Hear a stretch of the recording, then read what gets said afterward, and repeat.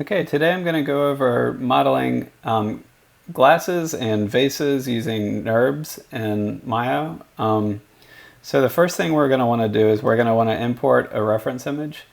So in order to do that, let's go to D2L and let's see, I'll just back out one. So on the D2L, under videos and lessons, if you scroll down to module 13, it's glass reference images. And so these are some reference images we can use to download here. So today I'm going to use this model. So I'm going to save that image. So on my desktop, I have my table demo project folder here. So my Maya project folder. And when I click on it, you should have all these folders here. And if you don't see that, refer back to, I believe it's module 2 on the videos and lessons on the D2L. Video 2 goes over how to set up a project. So you should have your project set up, and under source images, we can import this image. And that just downloaded. So now under source images, here it is. And so now let's open up Maya. And what I'm going to do here is I've shown you the perspective view, which is this view right here, and you can get to it by pressing this button. We have the orthographic view, the for view, which is this button right here. And typically if you press spacebar in the perspective mode, it'll kind of bring you to that view. And then additionally, thirdly, we have this to view, which will be pretty good for this lesson. So it's like the orthographic view, except for we just have two panels. There's the perspective view here on the right, and then on the left we have one orthographic view here. So by default it should be set on front, which is, and you can see it right here, that's the front view. And that's what we want. If front is not what's showing up for you right here, you can fix that real easily just by going to Panels, Orthographic View, and choose front under here. And you can change any of these views to whatever you want. So if you create a camera, for instance, you could make this the camera's view and let that be perspective. You can customize it however you like using this panels and then navigating to the view that you want. But front is good, that's what we want. So next up, we'll want to import the reference image into the front view here. So be sure not to import it into the perspective view because it won't be helpful to us that way. It'll just kind of be floating in the background and staying stationary like right there, no matter which way you toggle your camera around. And that just won't be helpful for this project. So we'll want to import it into the front view. And so if you go to View, Image Plane, and Import Image, and I'll leave that up here for a moment just so you can take a look at that. That's the way we want to import this image into the front view. So we'll just click on Import Image, and we'll choose our glass here. And you'll see that it popped up in our orthographic view as well as our perspective view here. So now we'll just want to position it, and the way we position is the same way we position anything else in Maya. We just use these three buttons here, which is the Move, Rotate, and Scale buttons, and that's W, E, and R on your keyboard. So I'll press W for Move, and I'm just going to move it up a little bit. R to scale it. I'm just going to make it a little larger. Remember that this grid view right here is measured in centimeters right here, so if the glass is that big, it's going to be tiny, you know, in real space. We don't have to have it totally accurate, but it'll be helpful to scale it up just at least a little here. So I scale it up, and I scale it by grabbing in the center right there.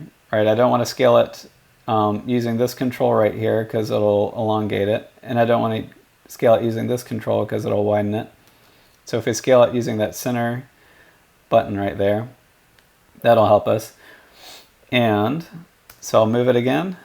And when I move it, it's kind of the reverse. You don't want to grab it from the middle because it just kind of ends up in very hard to predict places if you grab it by the middle in the perspective view. So we'll just want to use the arrows when we move it. And I'm just going to move it up to this point. And then I'm going to use the orthographic view. And if you see this, if you look at the perspective view here, we've got this intersection point, that thick line right there, and we got this thick line right here. And so that's our kind of the 0 point of our X, Y, and Z axis. And you can see right here a depiction on each side here of the X, Y, and Z axis. So X is going from left to right there. So left to right. Y is going up and down, and then Z is going front to back.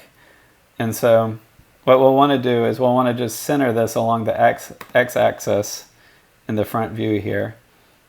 And so I'm just going to move the glass a little bit so that it goes right down the middle of that middle line. And that'll become clear in the later steps why we need to do that. So just kind of mentally bookmark that, if you will. And so the last thing we want to do is we just want to move this out of the way because we're going to be modeling the image kind of where this, we'll be modeling the glass where this image is. So we'll just want to move it back out of the way. And one way I like to test whether it's going backwards, because we want it to be going backwards, is I'll just create a test object right here. And if you look in the front orthographic view where my cursor is, you can't see the image right now. So that means that I've dragged the reference image forwards rather than backwards. And so the reason we want to drag it backwards is if you keep your eye on the front view here where my cursor is, when I drag it backwards here, we can now see the model. And so this will just be helpful because we're going to be using this reference image to trace, so we want to be able to see the model. So my reference model that's all I was using for, just to make sure that I was dragging the reference image behind it, so I can delete that. And now we can get started. So what we're going to do here is we're going to start by drawing a line here. And we do that by going to Create, Curve Tools, and you can use any of these 6 tools that you like here. And if you look here where my cursor is, there's this double dotted line right there, and so that helps us break out the menu. So I'm going to do that here in a moment, but just a reminder, we're going to Create, Curve Tools, and then you can choose any of these tools that you like. They all do the same thing, they just do it a different way. So I'm going to break that menu out and just put it over here so we can see. And then I'm going to switch to the front view, and the tool that I like to use is the Bezier curve tool. I think some of you might also like the CV curve tool. So I'll show the CV curve tool first here, and pay close attention to how I trace this image here, because it's important to do it the way that I'm doing it here. So what we want to do is we want to start here at the center point at the bottom of the glass, and we're going to trace it this way. We're going to go around, we're going to create a lip at the top, and we're going to draw, and we're going to create an end point right here. We're not going to outline the whole glass here. So the CV curve tool, I recommend just practicing with these to figure out what you like. The CV curve tool, before I get started, I just want to select my reference image, and I'm going to go into its attribute editor. And this alpha gain slider here, if you look at it, so I just selected our reference image and our outliner. And the outliner also you can find by going to Windows, Outliner, right there, and it'll pull up. So Windows Outliner. And so alpha gain right here, which is under the attribute editor, underneath the image here, that just kind of changes the transparency of the object. So if I just bring that down a little bit, it's going to be easier for you all to see what I'm doing here. So I just wanted to explain that because that might be helpful as you do follow along with this tutorial. So the CV curve tool, I'll just click on it and it'll be ready to go. And I'm going to start, this image was taken from a slight perspective, and we want to pretend that this image was taken entirely from the side view here. So instead of a rounded edge, I'm actually going to do like a hard edge at the bottom. And I'm just going to draw that bottom point and draw again here. And so the next point that I draw, this is making straight lines so far. The next point is going to create a curved line that goes around, right around there, if you watch. Once I'm done drawing it. Oops. Sorry, it's the next point after this. So you see here that I've been drawing hard lines, but it draws this curve right along there. And so now we've kind of got our curve going. And this isn't the tool that I commonly use, but I think a lot of you will prefer this over the Bezier curve tool who haven't used Illustrator and things like that. And so we just want to get this as accurate as we can. You don't need to get it perfect here because we can make adjustments after the fact, but it is helpful just to get it as close as you can during this stage. And so I'm just drawing points and trying to draw as few as I can, as few as I can get away with, because we don't want this object to get too wavy. It can kind of get wavy if we use too many points to draw it out. And just drawing a lip. And so now I'm drawing the inside of the glass. And in this orthographic view, for anyone who's having trouble navigating it, I'm holding down Option, I'm doing the middle mouse click to move the camera around this way. And then I'm holding down Option and right clicking, and then holding left to right, or dragging left to right to zoom in and out. And so middle mouse button, right click. So I'm going to continue to draw this inner line here until I get to this point right here, and I'll draw that in. And once that's done, all you need to do is press Return or Enter on your keyboard, and now we have this green line that if I hide my image plane entirely here for a second, is shaped like that. That's kind of the general shape that we're going for here. And anything more than that might actually get in the way of things. So in order to manipulate this or adjust it after the fact, you right click on the object here. Let me go to the perspective mode. It might not come up for you right at first. And you go to Control Vertex. You see when I right click, normally you get a different, when you're working with primitives like cubes and spheres and stuff, this breakout menu when you hold down right click is a little different than this. Since Maya knows that this is a curve tool, it's kind of making a new breakout menu here. So we have this Control Vertex option now. And so if we click that, we'll get these purple dots on the image here. And so I'm going to go back to the front view because I kind of like to work in that view here, since we're kind of working with a flat object. And these control vertexes, we can select them and move them around to adjust this line. You'll notice that if you select it and you click on it, it won't do anything. And the reason for that is that we need to press W or press the Move tool in order to manipulate them. So just going to press on this, press W, and I'm going to shift and drag like that to select each point. If I just try to click on the dots, it becomes really hard to select them, and a lot of times Maya won't actually select it no matter how close you get to it, and it'll go out of control vertex mode, which is kind of a pain. So if you just hold down above it to the left, and then just drag it out like that, and then let go, that's the best way to kind of select these. And so with the Move tool, you can see that I can just make fine adjustments here on these control vertexes here. And it is definitely easier to delete points than to add them here. So that's just something to keep in mind. If I have too many points, that's kind of not so big of a problem. You can just select it and then delete it, and it's gone. So this is the shape we want to make. I'm going to go back to object mode here, if it'll let me. Oh my gosh. So this is the shape we want to make. So that was the CV curve tool, and that's the way many of you may prefer here. It's a good tool. The Bezier curve tool is what I tend to use a little more, and anyone or most people who are more familiar with Photoshop might prefer this one a little bit. So in order to use this tool, well, first I'm going to bring back my image plane. I kind of turned that alpha gain down, that transparency, so we couldn't see it anymore. So I'm going to make that visible again, go to my front view, and now I'm going to do that exact same thing. I'm just going to demonstrate it with the Bezier curve tool. And so the Bezier curve tool, I'll just click on that, and then I'm going to draw the line, the exact same line.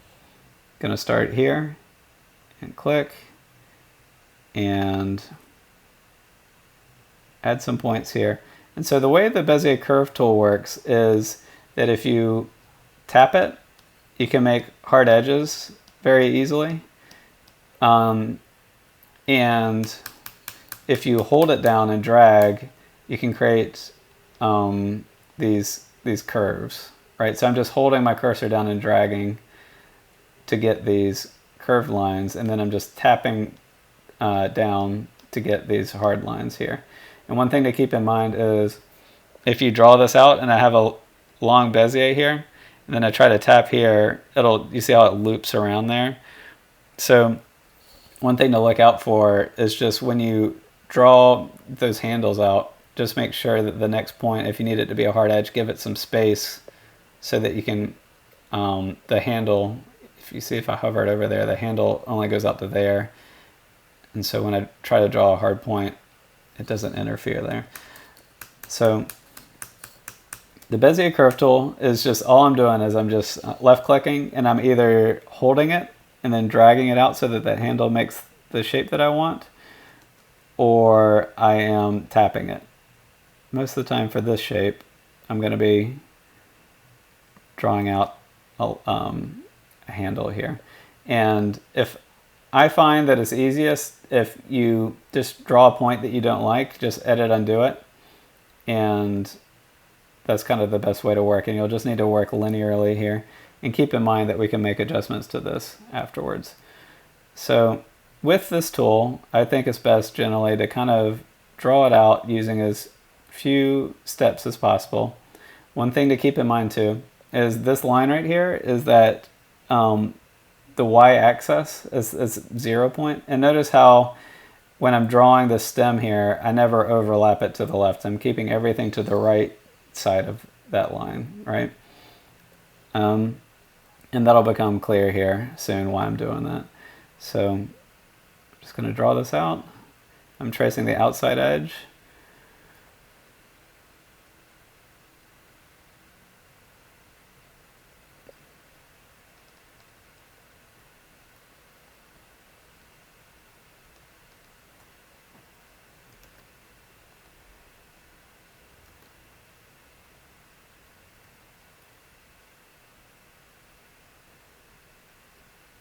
And then drawing that final point there.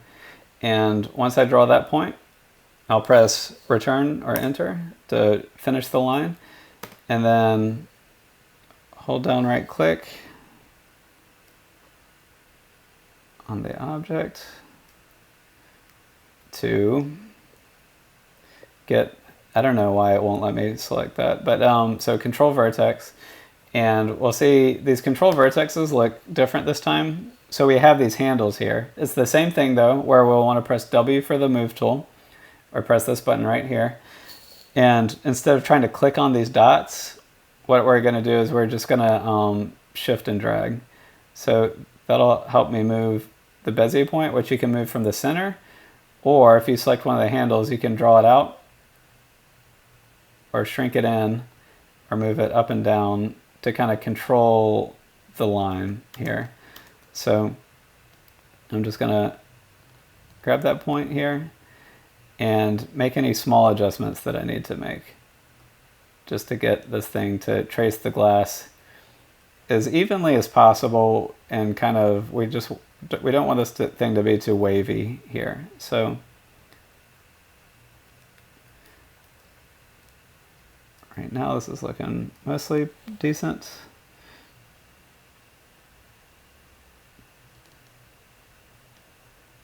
And I find that it's best to get this shape as best as you can, or as accurate as you can during this stage, and it'll make the rest of the process really quick here. Just to be patient here. So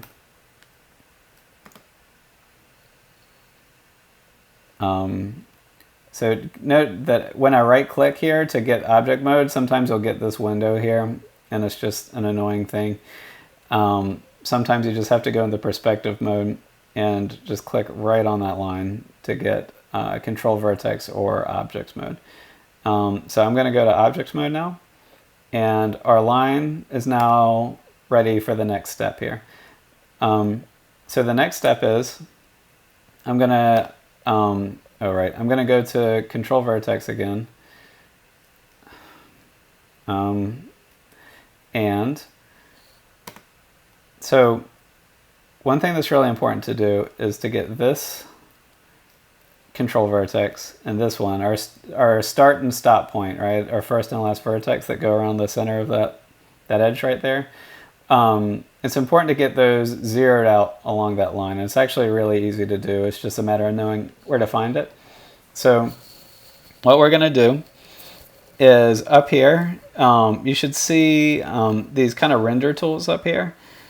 And next to these render tools to the right, there's this little line with a triangle on it.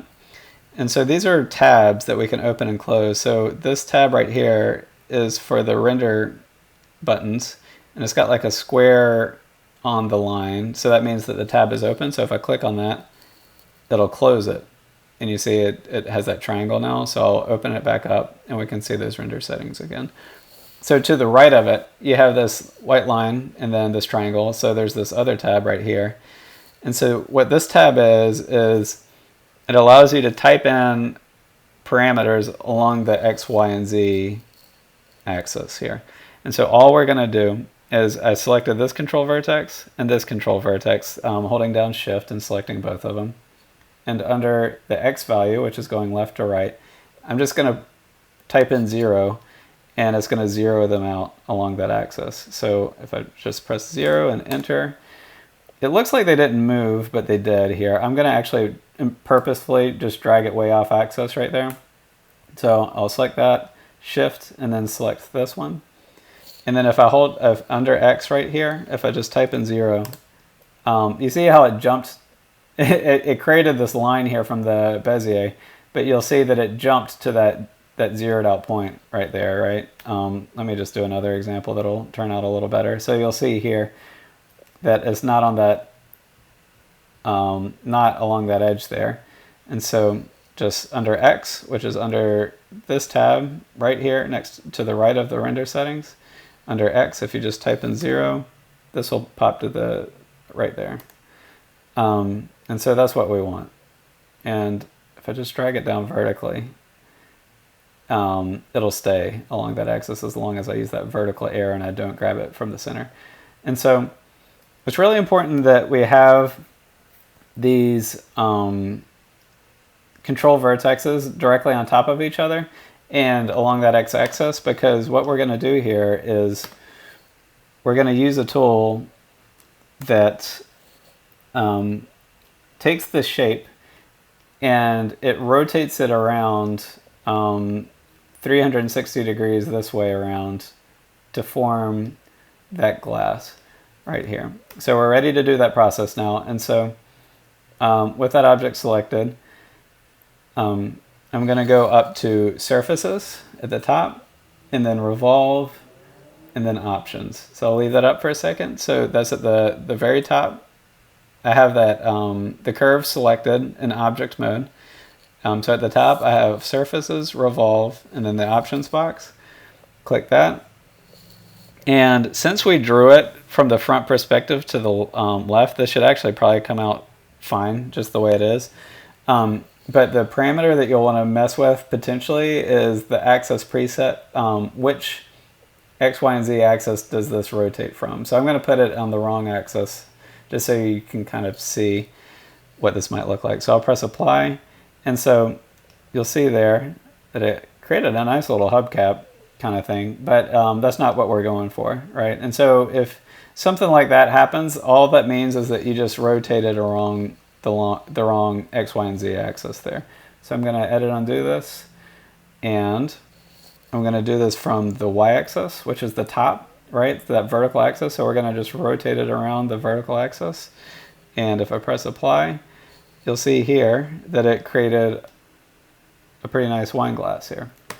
So this is, there's still another step that we need to do. So this is, what this is this is called a Nurbs object. And what a Nurbs object is it's kind of a good way to model, but it is not, it can't be the final format. We have to turn this into polygons in order for it to work for us here. So with this object, I'll go into object mode there. And so this looks pretty good. Oh, one thing, there's a few little adjustments you can do here. You can, we still have that Bezier curve tool here. So you remember that line we originally drew? And so this is actually pretty important. You basically, you just want to delete that. If you keep it and you forget to delete it, you see here if I drag it, it's still, Maya still thinks it's linked to the object. And you know, it's kind of served its purpose here. So we can either delete it just by selecting in the outliner and pressing delete. Or if you want to hang on to that curve for any reason, you can go to Edit, Delete by Type in History. So that's Edit, Delete by Type in History. And what that does is it clears out the oh, sorry, you need to select the object and go to Edit, Delete by Type History. So select the object, not the curve. And what that does is when you model an object, Maya stores the history of the creation of the object here. And so when you delete the history of it, it kind of unlinks it from that curve tool that we used to model it. And so I'll click that. And now when I drag that Bezier curve tool, it should, yeah, see, it doesn't affect the object anymore. So if you want to keep that curve, you can just select the object, go to Edit, Delete by Type History. Or if you don't need it anymore, you can just select it and delete it, and you'll be in okay shape. So one thing I suggest doing is just saving the scene now. So because we're about to kind of do some more steps here that can go wrong, you know. So I just save it as glass version 1. Save that under my scenes folder. And so I'm just going to go back. So I'm going to select this. I'm going to select this in object mode, and you can tell it's in object mode because it's got these green highlights around it. And I need to convert this over to polygons. So what you'll need to do is with it selected, you'll go to Modify, Convert, Nurbs to Polygons, and then Options. So I'll leave that up just for a moment.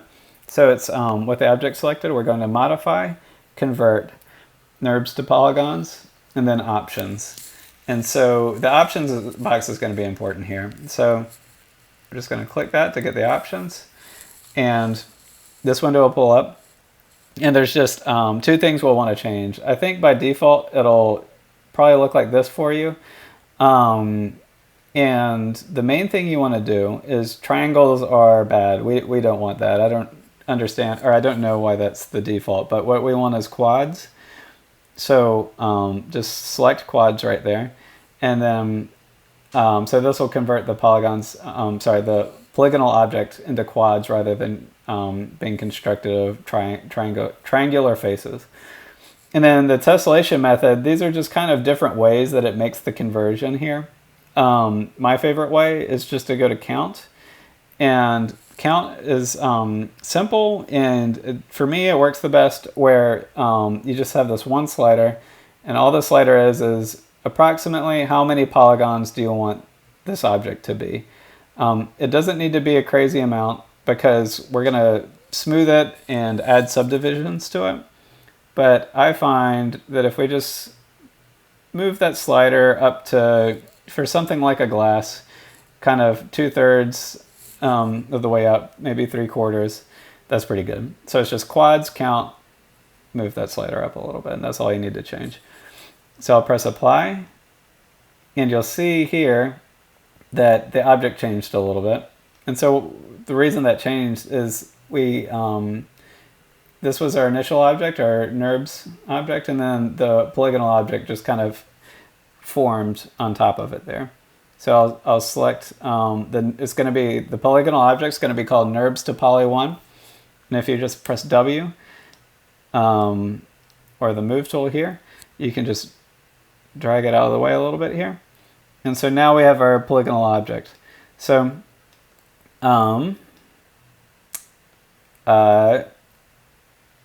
okay. One thing that I just want to step back to problem solve. If anyone ended up with a, sorry, that I forgot this. So if anyone ended up with a glass that is not gray and it's black instead, back when we created this Nurbs shape here, the way to fix that is you go to surfaces with it selected, right? You go to surfaces in reverse direction. It's the very last one right there. So surfaces in reverse direction. If we click that, you see how it the object turned black there. So it kind of reversed it. And so if we just do it one more time, we'll bring it back to normal there. So if your object appears black, that's the way to fix that. So sorry for the interruption there. So kind of going back to where we are, we have this Nurbs model here, and we converted it to a polygonal object here. And this amount of geometry is pretty good here. Remember that by default, Maya is in that standard view mode, which is if you press 1 on your keyboard. And then if you press 3, you get a preview of what the object will look like smooth. So I just press 3. And so we have a preview here of what this object is going to look like once we smooth it. And so if you feel good about the way that looks, you can press 1 on your keyboard. And even though there's kind of some, like a black ring around there, and there might be a black ring around here, that's generally okay, unless it's just really blatant. Like if it looks anything like this, you'll be okay. So I'll select that. I will go and then go up here to smooth. Also, if you have your modeling toolkit open, smooth button will be right here. And keep in mind, once you smooth it, you're kind of stuck with that higher level of geometry. So only do this if you're sure that you're ready. So press smooth, and it'll take a second, and it'll turn orange like that for a second, and you'll see that it looks much cleaner here. And if I change this object to be in, so I go to shading, I can change it to a wireframe, or I can go shaded, or I can go, if it's shaded there, I can go down to X-ray, and I can make it so I can see through the object a little bit. And so we can kind of get a slight preview of what this object is going to look like once we put a transparent shader on it there. So that is the main way that you create a glass in Maya here. I'm just going to edit undo for the smooth and just show one more thing. Let's just say that you want to make some adjustments to this. Polygonal modeling is really, so Nurbs modeling is really good for kind of creating this basic shape here. And polygonal modeling is really good for making fine-tuned adjustments to things. And so using the techniques that we've shown in previous lessons here, let's just say when I press 3 here, that I want this to have a little more lip around there. That actually looks fine to me, but let's just say that we did. If you press 1 to bring it back, we can add a bevel around this to kind of add some more geometry around here and help it keep its shape a little bit. We can also do faces. So I'm going to right click, go to faces, and then I'm just going to select that face right there, and then hold down shift, double click this one, and that'll make an edge loop going around the top lip. And so now if I bevel, it'll bevel along this edge where my cursor is, then on this edge where the cursor is on either side of those faces here. So I'll just go down here in the modeling toolkit and press bevel, which is this button right here, the orange button with the white 3 lines in it. You can also find that button right here. So I'll press the bevel tool, and you'll see it just added like a little bit of extra geometry in there. And even so those 2 extra lines will help kind of give this shape a little more form here. And if we press 3, we can get a preview of it. Go back to 1 again, and you can add segments into it. Let's just say 2. And then here with a fraction, you can change if you drag like this, you can change the scale of it. And so you can kind of give it a hard lip just by changing these 2 parameters right there.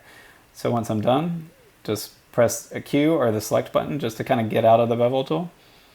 And then if I press 3, you see that that edge became a whole lot more defined right there when we press 3 and preview what this is going to look like once we smooth it. So I'll press 1 again. And now I just want to add another level of geometry here along this base. And so again, all these steps I'm doing right now is just to kind of perfect it, right? Let's see here. So this time I'm just going to go to edge mode, select that edge, same thing, hold down shift, double click to create an edge loop here. And what I just want to do is I just want to add a little more geometry here with another bevel. So go back up here to the modeling toolkit and I'll add a bevel. And just by default, that looks better to me. I don't see much that I actually want to change there.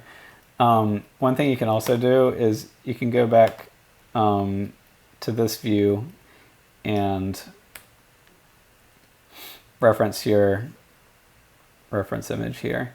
You see here how I grabbed the Nurb model and it dragged the polygonal model.